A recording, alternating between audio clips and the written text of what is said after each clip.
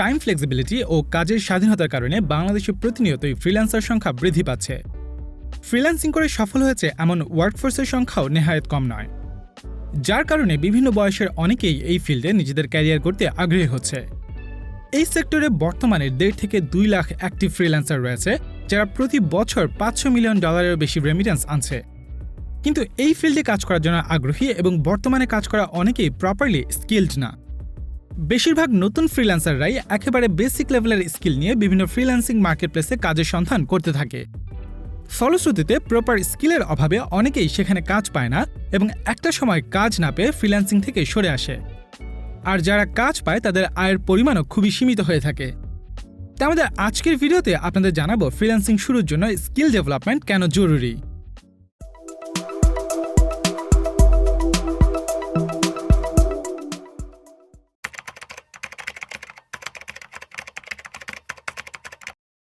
Freelancing সেক্টরটি বেশ diversified হওয়ায় প্রতিনিয়তই এখানে কাজের ধরন ও স্কিল রিকোয়ারমেন্টস পরিবর্তন হতে থাকে।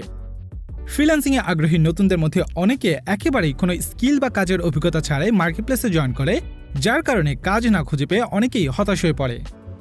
আবার বাংলাদেশের অ্যাক্টিভ ফ্রিল্যান্সারদের মধ্যে বেশিরভাগই পরিবর্তনের সাথে তাল মিলিয়ে নিজেদের স্কিল ডেভেলপমেন্টে তেমন একটা গুরুত্ব দেয় না। ফলে আপডেটেড স্কিলের অভাবে এই ফ্রিল্যান্সারদের আর্নিংসও ধীরে ধীরে কমতে থাকে। যদিও ইদানিং ফ্রিল্যান্সিং করতে ইচ্ছুক এবং এই ফিল্ডে কাজ করা অনেকে প্রপার স্কিল ডেভেলপমেন্টে আগ্রহী হচ্ছে। প্রপার স্কিল ছাড়া এই ফিল্ডে এসে যে আশানুরূপ সাফল্য অর্জন করা সম্ভব নয়, এই বিষয়টি অনেকেই রিয়েলাইজ করতে সক্ষম হয়েছে। কিন্তু স্কিল ডেভেলপমেন্টের ক্ষেত্রে বাংলাদেশের অধিকাংশ তরুণ এবং ফ্রিল্যান্সিংয়ে আগ্রহীরা বাধাপ্রাপ্ত হন, কেননা বাংলাদেশের প্রথাগত কারিকুলামে স্কিল ডেভেলপমেন্ট রিলেটেড কোনো বিষয় নেই বললেই চলে। যার কারণে বেশিরভাগই নতুন স্কিল শেখার জন্য বিভিন্ন ইনস্টিটিউশন এবং অনলাইন কোর্স প্রোভাইডারদের শরণাপন্ন হচ্ছে। গত দশকের শুরুর দিকে সরকারের ডিজিটাল বাংলাদেশ ইনিশিয়েটিভের কারণে আইটি সেক্টরে দক্ষ জনশক্তি গড়ে তুলতে স্কিল ডেভেলপমেন্ট রিলেটেড অগণিত ইনস্টিটিউট গড়ে উঠেছিল। এসব ইনস্টিটিউটগুলোর বেশিরভাগই ঢাকা কেন্দ্রিক হওয়াতে নতুন স্কিল শিখতে দেশের বিভিন্ন অঞ্চল থেকে আগ্রহীরা ঢাকায় এসে প্রচুর অর্থ ব্যয় করে কোর্সে এনরোল হতো। কিন্তু এসব ইনস্টিটিউটের মধ্যে সবগুলোই যে শিক্ষার্থীদের প্রপার স্কিল ডেভেলপমেন্টে সাহায্য করতে পারত এমন নয়। অনেক ইনস্টিটিউটের বিরুদ্ধেই কোর্স অসম্পূর্ণ রাখা, ফ্রিল্যান্সিংয়ে অনভিজ্ঞ ইনস্ট্রাক্টর দ্বারা কোর্স পরিচালনা করা, কোর্স চলাকালে শিক্ষার্থীদের পর্যাপ্ত ট্রেনিং উপকরণ ও ফ্যাসিলিটিস প্রোভাইড না করা, কোর্স শেষ হওয়ার পর তাদেরকে ক্যারিয়ার ডেভেলপমেন্টে সঠিক গাইডলাইন না দেওয়ার মতো অভিযোগ রয়েছে। এদিকে স্কিল ডেভেলপমেন্টকে ফোকাস করে বেশ কিছু এডটেক কার্যক্রম শুরু করলেও এখানেও অধিকাংশ এডটেকের বিরুদ্ধে শুধুমাত্র বেসিক লেভেলের কোর্স করানোর অভিযোগ রয়েছে। যার ফলে এই ফিল্ডে ক্যারিয়ার করতে আগ্রহীরা অ্যাডভান্স স্কিল ডেভেলপমেন্টের জন্য কোন ইনস্টিটিউটের শরণাপন্ন হবে তা নিয়ে দ্বিধান্বিত থাকে।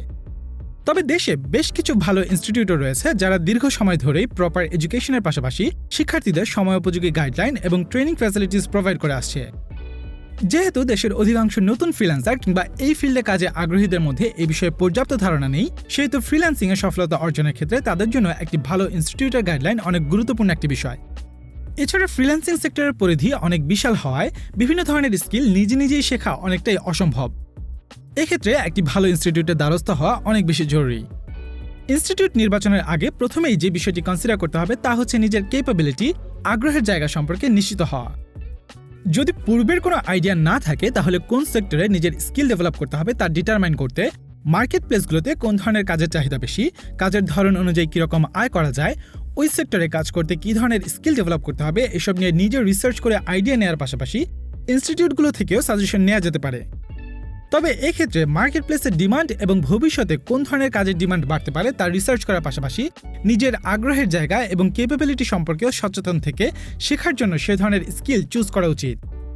পছন্দের স্কিল সেক্টর সিলেক্ট করার পরই কোনো নির্দিষ্ট ইনস্টিটিউটের শরণাপন্ন হওয়ার আগে কিছু বিষয় যাচাই বাছাই করে নিলে স্কিল ডেভেলপমেন্টের জন্য কোন ধরনের ইনস্টিটিউট ভালো হবে তা নির্ণয় করা নতুন আগতদের জন্য বেশ সহজ হয়ে উঠবে।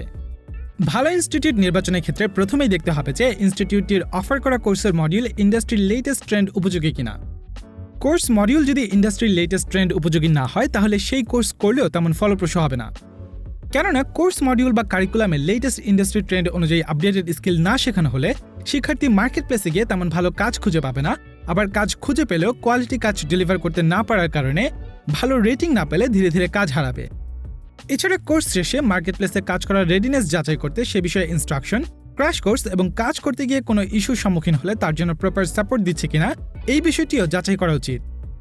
কোর্স মডিউলের পরে যে বিষয়টি যাচাই করতে হবে তা হচ্ছে যে ইনস্টিটিউটে ভর্তি হতে আগ্রহী সেখানকার কোর্স ইনস্ট্রাক্টর কিংবা মেন্টররা আদতে কতখানি কেপেবল তা যাচাই করা।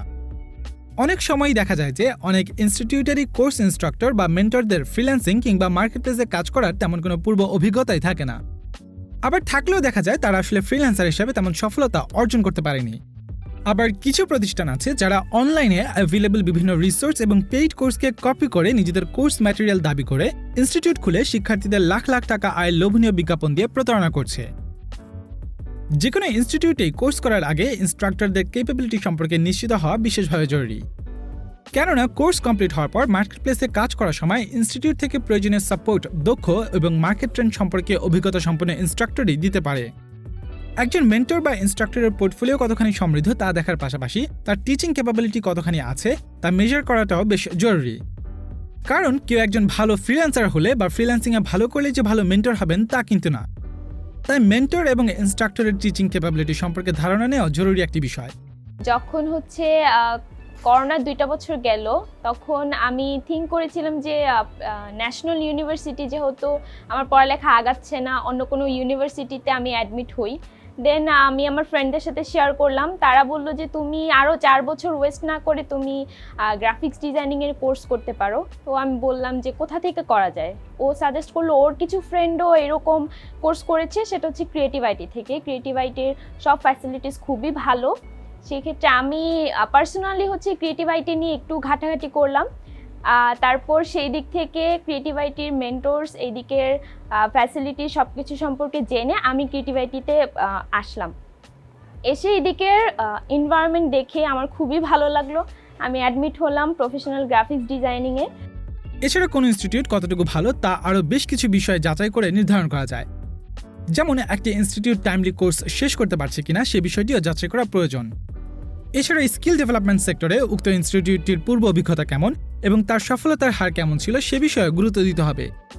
স্বাভাবিকভাবে বেশ দীর্ঘ সময় ধরে এই ইন্ডাস্ট্রিকে সার্ভ করা ইনস্টিটিউটগুলো নতুনদের তুলনায় অনেক বেশি এক্সপেরিয়েন্স এবং তাদের সফলতার হারও বেশি হবে। এক্ষেত্রে উক্ত ইনস্টিটিউটের প্রাক্তন কিংবা কারেন্টলি কোর্স করছে এমন স্টুডেন্টদের সাথে কথা বলে যাচাই করা যেতে পারে। এতে করে ইনস্টিটিউট সম্পর্কে বেশ ক্লিয়ার একটি ধারণা পাওয়াও সম্ভব হবে। ক্রিয়েটিভ আইটির পরিবেশ সম্পর্কে যদি বলতে হয় তাহলে বলবো, আমরা যেহেতু অনলাইন ব্যাচের স্টুডেন্ট ছিলাম, আমরা অনলাইনে থেকেও আসলে আমরা এতটা ফিল করিনি যে আমরা অনলাইনে ক্লাস করেছি এবং এখানে আমাদের ক্লাস করতে কোনো প্রকার প্রবলেম হয়নি। যেহেতু আমাদের 3D অ্যানিমেশনের যে ব্যাপারগুলো প্রত্যেকটা জিনিসে আসলে আমরা অনলাইনের মাধ্যমে ক্লাসগুলো করতে পারি। যেহেতু এগুলো সফটওয়্যার বেসড, প্রত্যেকটা সফটওয়্যারে আমরা অনলাইনের মাধ্যমে ভালো মতো শিখতে পারি। সো তাদের সাপোর্ট যথেষ্ট ভালো এবং মেন্টররা আমাদেরকে সবসময় হেল্প করে। যদি আমাদের ট্রেনার অথবা মেন্টরের কথা বলি, তারা কোনো প্রবলেমে পড়লে আমাদেরকে ইনস্ট্যান্ট হেল্প করার চেষ্টা করে যতটুকু তাদের সম্ভব। এবং সব মিলিয়ে আসলে ক্রিয়েটিভ আইটির পরিবেশ এবং ট্রেনার সম্পর্কে বলতে গেলে এক কথায় আমার কাছে খুবই ভালো লেগেছে। বর্তমানে আমি ফাইবারে একজন 3D আর্টিস্ট হিসেবে কাজ করছি, ফ্রিল্যান্সার হিসেবে। এবং এর পাশাপাশি আমরা টিম বেস করে একটা কাজ করছি, সেটা হচ্ছে ইনকোর স্টুডিওস নামে, যেখানে আমরা যারা 3D আর্টিস্ট আছি আমাদের ক্রিয়েটিভ আইটির কমিউনিটি, তারা আমরা সবাই মিলে একসাথে হয়ে একটা প্রজেক্ট বেস কাজ করছি। এবং ক্রিয়েটিভ আইটির জব প্লেসমেন্ট সেলের মাধ্যমে আমি একটা জায়গায় ইন্টারভিউ দিয়েছি এবং সেটা অন প্রোগ্রেসে আছে আমার অ্যাসাইনমেন্ট এবং ইন্টারভিউটা। তো আশা করি ভালো কিছুই হবে, এই আশাতেই আছি। এবং বর্তমানে আসলে যদি করার মধ্যে বলি, এইগুলাই আমি 3D আর্টিস্ট হিসেবে কাজ করছি, একজন ফ্রিল্যান্সার হিসেবে। অনলাইনে ফ্রিল্যান্সিং রিলেটেড অনেক গ্রুপ আছে যেখান থেকে কোনো ইনস্টিটিউট থেকে কোর্স সম্পন্ন করা প্রাক্তন স্টুডেন্টদের সাথে কথা বলে তাদের সফলতার হার আদতে কেমন, ইনস্টিটিউটের শিক্ষার মান ও সেখানকার লার্নিং এনভায়রনমেন্ট কেমন, কোর্স চলাকালীন বিভিন্ন কোর্স ম্যাটেরিয়ালস প্রোভাইড করা হয় কিনা বা তারা তাদের শিক্ষার্থীদের আদতে কতখানি কেয়ার করছে তা যাচাই করে নেওয়া যায়।